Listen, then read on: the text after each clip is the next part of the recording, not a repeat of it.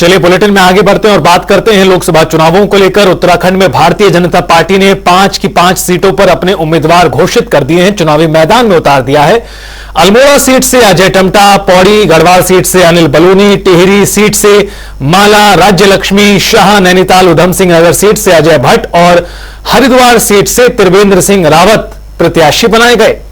दूसरी तरफ आप कांग्रेस पर नजर डालिए। कांग्रेस पार्टी ने भी 3 सीटों को लेकर अपने प्रत्याशियों का ऐलान कर दिया है। 2 सीटों को लेकर उम्मीदवारों की घोषणा होना बाकी है। अल्मोड़ा सीट से प्रदीप टम्टा, पौड़ी गढ़वाल सीट से गणेश गोदियाल और टिहरी सीट से जोत सिंह चुनावी मैदान में हैं। अभी 2 सीटों पर उम्मीदवारों की घोषणा बाकी है।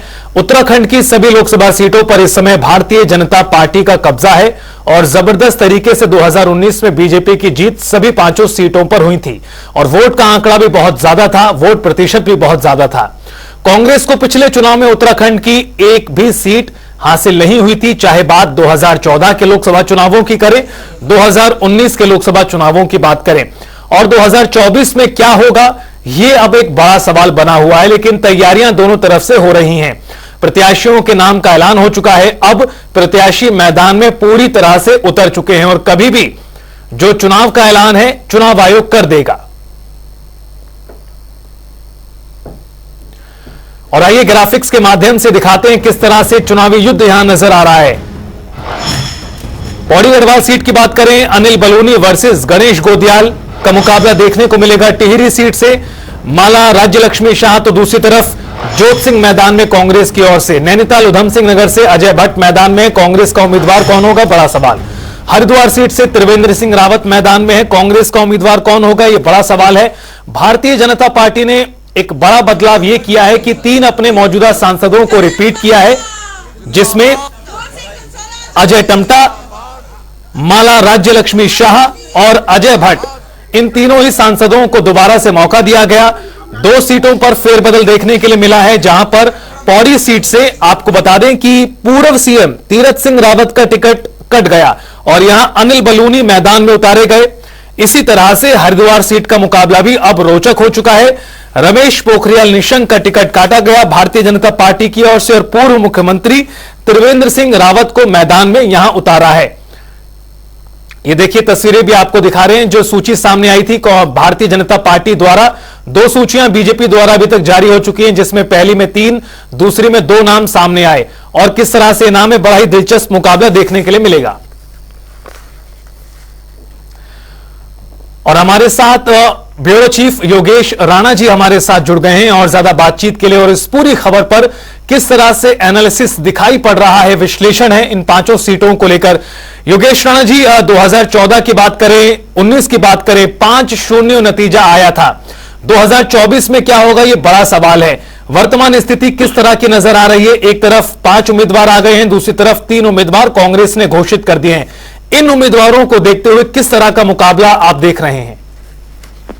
बिल्कुल विदेश, अगर उत्तराखंड की 5 सीटों की बात करें तो बीजेपी ने एक बड़ा बदलाव किया है हरिद्वार और गढ़वाल सीट को लेकर। पिछले आप देखेंगे 2 साल से त्रिवेंद्र सिंह रावत को जब से मुख्यमंत्री पद से हटाया था बीजेपी ने, तो उसके बाद से त्रिवेंद्र सिंह रावत को कोई पद दिया नहीं गया बीजेपी में। और अगर आप देखेंगे उत्तराखंड की राजनीति में बीजेपी की जो मेन स्ट्रीम राजनीति है उसके भी वो किनारे पर थी। और अब एक बड़ा दांव चलते हुए हरिद्वार से त्रिवेंद्र सिंह रावत को टिकट दिया गया है। और आप ये देखें कि जो पैनल बनाया गया था, त्रिवेंद्र सिंह रावत गढ़वाल और हरिद्वार दोनों सीट पर त्रिवेंद्र सिंह रावत का नाम गया हुआ था।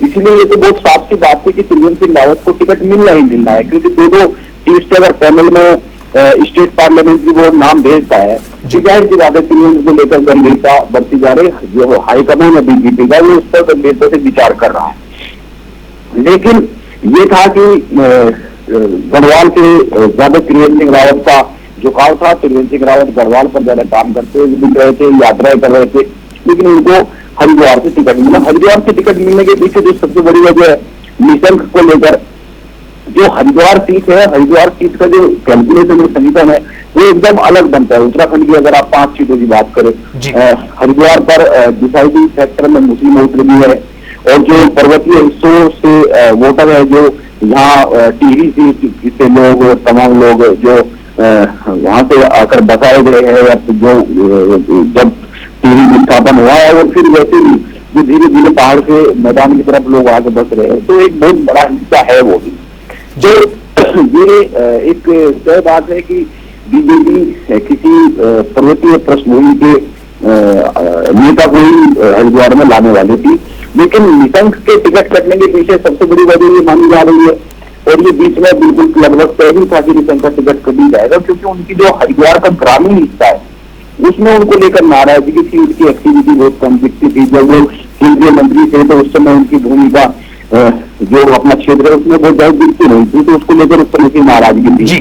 दूसरा, केंद्रीय मंत्री मंडल से उनको हटाया भी नहीं पाती, कि वो साफ दिख रहा था कि जो बीजेपी का हाईकमान है, केंद्रीय नेतृत्व, वो निशंक से पहले ही बहुत ज्यादा खुश नहीं है, तो वो टिकट रोक लिए गए थे इन 2 सीटों के, तो उससे भी साफ अंदाजा था कि निशंक का टिकट कटेगा। इसीलिए त्रिवेंद्र रावत वहां एक अच्छी फाइट में दिखेंगे।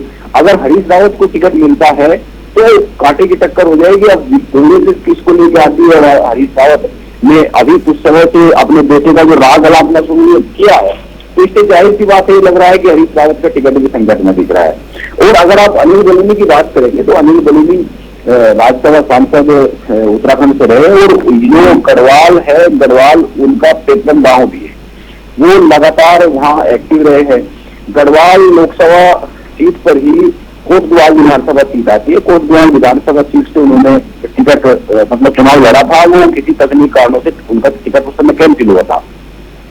उत्तराखंड की 2 सीटें ऐसी है, टिहरी और गढ़वाल, जिसको लेकर बहुत सामान्य सी धारणा रहती है कि बीजेपी यहाँ पे बहुत मजबूत है, लगातार लंबे समय से जीतती आ रही है। ये सीटें पहले कांग्रेस के पास रहा करती थी, खासकर गढ़वाल, लेकिन लंबे समय से जीतती आ रही है। आप ये समझ सकते हैं गढ़वाल सीट को लेकर कि यशपाल आर्य का भी कुछ दिन पहले एक सार्वजनिक स्टेटमेंट आया कि हम 3 सीटों पर मजबूत है।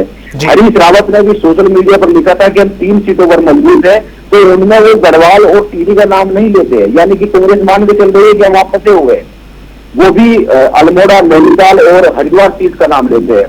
तो इसीलिए अनिल बलूनी लगातार उत्तराखंड को लेकर, उत्तराखंडियत को लेकर, उत्तराखंड के मुद्दे को लेकर, लोकल प्रोडक्ट्स और तमाम चीजों को लेकर बहुत एक्टिव रहते हैं। कई सारे बड़े प्रोजेक्ट भी वो अपनी लगातार कोशिशों के जरिए लाए हैं। तो ये पहले से माना जा रहा था कि, यानी योगेश राणा जी, माना जा सकता है कि कुछ सीटों को लेकर कांटे की टक्कर भी देखने के लिए मिल सकती है, दिलचस्प मुकाबला भी देखने के लिए मिल सकता है। लेकिन अगर मुद्दों की बात करें तो जिस तरह से यूसीसी का मुद्दा हाल के दिनों में सुर्खियों में रहा, राम मंदिर उत्तर भारत में एक अलग मुद्दा बना हुआ है, इस तरह से देखा जाए, दूसरी तरफ कांग्रेस में इनफाइटिंग इतनी ज्यादा है। 2014, 2019 और 2024 ये संख्या किस तरह से नजर आ रही है आपको? देखिए, अगर आप उत्तराखंड के ओवरऑल आप राजनीति के परिदृश्य देखेंगे तो कांग्रेस पहले से ही हथियार डालती हुई साफ साफ दिखती है। पहली बात तो ये है कि कांग्रेस ने ये फैसला लिया लोकल वोटिंग में भी, और केंद्र की तरफ केंद्रीय जो वोटी है उसने भी कहा कि हम दिग्गजों को उतारेंगे। यशपाल आर्य मजबूत है, अल्मोड़ा से उनको उतारेंगे, हरीश रावत हरिद्वार में मजबूत है, उनको उतारेंगे, और प्रीतम सिंह टिहरी में मजबूत है क्योंकि वो वहां मंत्री रहती है, उनको उतारेंगे। कांग्रेस ये कर नहीं पाई, यानी कि जो उनकी अग्रिम पंक्ति के लोग हैं जिनको कांग्रेस ये मान रही थी कि हम उनको उतारेंगे, कांग्रेस उनको ही टिकट नहीं दे पाई, उन्होंने साफ साफ मना कर दिया, हम लड़ना नहीं चाह रहे। इससे बड़ा कांग्रेस पार्टी का फेलियर क्या होगा कि उसका वो आदमी जो मजबूत दिख रहा है वो चुनाव लड़ने से मना कर रहा है, और वो इस बात पे अड़िग होकर हाईकमान को झुका देता है, बोले कि नहीं लड़ेंगे हम चुनाव।